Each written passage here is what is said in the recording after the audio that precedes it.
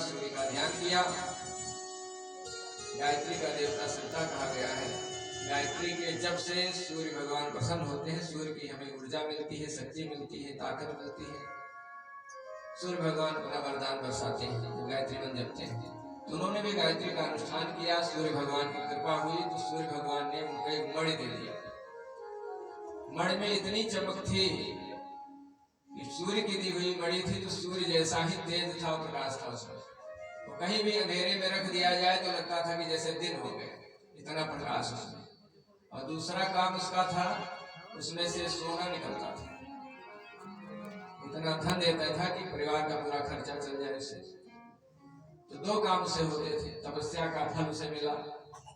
एक दिन पूछे होता है कि को नहीं अस जन्मा जग माही, प्रभुता पाए जाहि मद नहीं।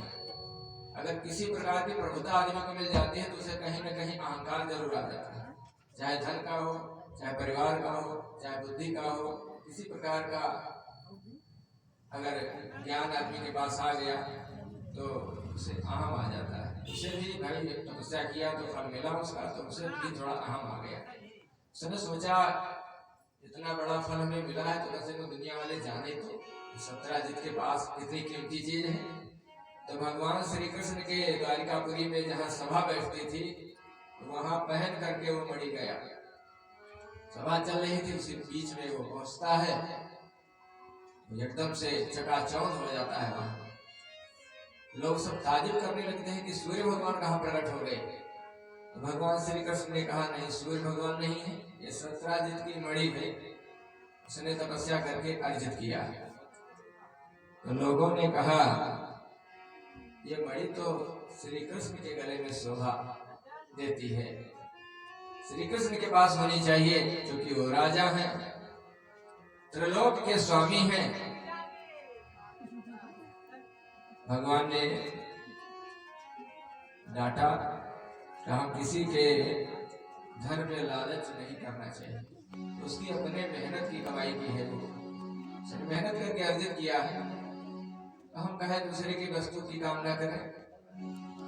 बात आई गई हो गई, लेकिन सत्यजित को बात अच्छी नहीं लगी। उसने कहा यदुवंशियों में भी अब लोभ आ गया है, दूसरों की वस्तुओं को देख करके लालच करने लगे। और वापस अपने घर आया तो भाई भाई में बड़ा प्रेम हुआ करता था। पिताजी जब स्वर्गवासी हो गए तो दोनों भाई अपने घर का कारोबार संभालने लगे और बड़े सुमत से, बड़े प्रेम से रहते थे। ऐसा नहीं हुआ उसमें कि हाँ चलो, अक्सर ये होता है कि बीच में पिताजी एक्सपायर हो जाते हैं, अगर उन्होंने धन का बंटवारा नहीं किया तो बड़ा भाई चालाकी कर जाता है, हिस्सा ज्यादा अपना हड़प लेता है। ऐसा भी होता देखा गया, लेकिन वहां ऐसा नहीं था, अपने भाई से बड़ा प्रेम करता था। ऐसे सुखदेव जी महाराज बताते हैं कि नभक के एक पुत्र नाभाग हुए। नाभाग तपस्या करने के लिए, विद्या अर्जित करने के लिए चले गए। कुछ दिनों के बाद जब लौटे तो भाई लोग जो उनके थे, पिता थोड़ा असमर्थ हो गए थे। पिता ने कारोबार से, राजपाट से अपना मुंह मोड़ लिया और भाइयों ने सारी संपत्ति हड़प ली, उनका हिस्सा ही नहीं छोड़ा। लौट करके आए तो कहा भैया हमारा हिस्सा कहाँ है। तो भाइयों ने कहा तुम्हारे हिस्से में तुम्हारे पिताजी, पिताजी की पेंशन भी नहीं थी। अगर पिता की पेंशन हो, पिता सबको प्यारे होते हैं, तो पेंशन मिलेगी, और पेंशन नहीं है